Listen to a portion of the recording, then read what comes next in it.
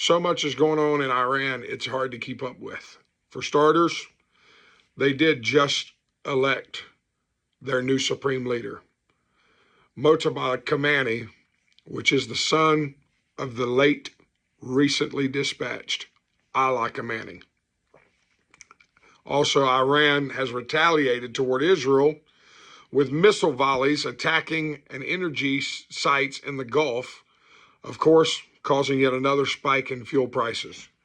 We found out yesterday that in that myriad of attacks over the weekend, Israel blew up millions of dollars of oil in Iran. And apparently, Donald Trump and his administration was not aware that these attacks were going to involve oil resources. Now, the president tweeted out today that sadly high fuel costs were something the U.S.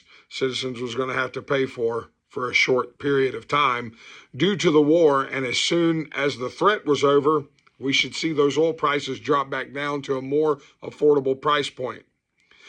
Well, the videos of the oil burning looks absolutely apocalyptic. The entire backdrop is red and smoke. Apparently, the clouds were filled with the oil, and then when it rained, the oil rained down. It was like black rain in Tehran and is now covered in a toxic pollutants from that oil fire. Something none of us expected coming out of Vancouver. It's a crowd of at least 1,000 demonstrators thanking Trump and Benjamin Netanyahu. Thank you! Thank you! Thank you! Thank you! Thank you! Thank you! Thank you!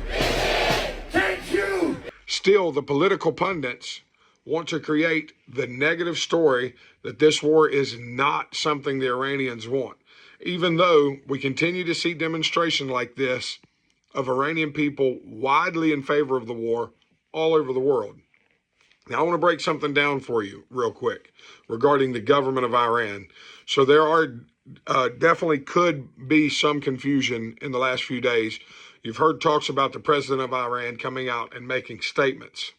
Well, the president, yes, the president and the supreme leader have different roles in Iran. I want to break that down for you. The supreme leader is the head of state. He's a high-ranking Islamic clerk currently selected by an 88-member assembly of experts. He holds a lifetime office as the supreme leader.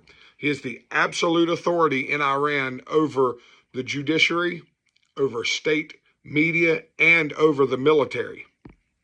While the president is the head of the government, he has the second highest official status in Iran. He's elected to a 4-year term. He manages the executive branch and the economy, but he is subordinate to the supreme leader. The supreme leader can actually confirm or dismiss the president. There's a 12-member guardian council, and half of which is appointed directly by the supreme leader, and they vet the president. So even though he is an elected official, it may seem like there is some power given to the people, but the reality is the supreme leader has to give his undivided endorsement of the president. It would certainly be a farce to call the election of the Iranian president a democracy. So, 37 years ago, Ali Khamenei was elected supreme leader within only 24 hours of the death of the previous supreme leader, Ruhollah Khamenei, which was the founder of that regime in Iran. Now, some of what we've seen in the last few days from Iran has been military forces acting independently, seeing as how they didn't have a supreme leader since last Friday, Saturday, at some point in the night, early morning. So, for example, they attacked Oman, which is a key mediator with close relations to Iran. And the foreign minister of Iran stated the attacks were not the government's choice. And Tehran already instructed the forces to use and exercise caution when selecting targets. But these forces are acting independently from the government of Iran. And what are the highest level of de-escalatory comments so far from Iran is their president, Pezeshkian, the president of Iran, has apologized to the neighbors of Iran for days of strikes that have sparked panic in areas that were once thought to be safe.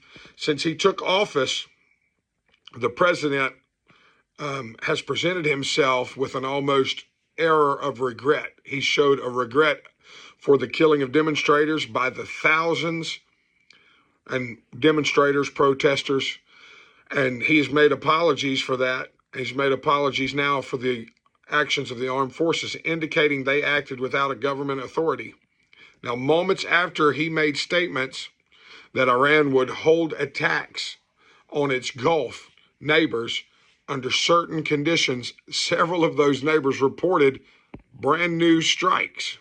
Now, Donald Trump still maintains that unless Iran unconditionally surrenders, we will continue to batter them with bombs. And that's all the latest updates we have. Go ahead and hit that like, share, and subscribe button. Also hit that notification bell so you know every time we upload a video. God bless, and don't forget to pray for our country. Pray for the peace of all the world. Pray for the peace of Israel. God bless.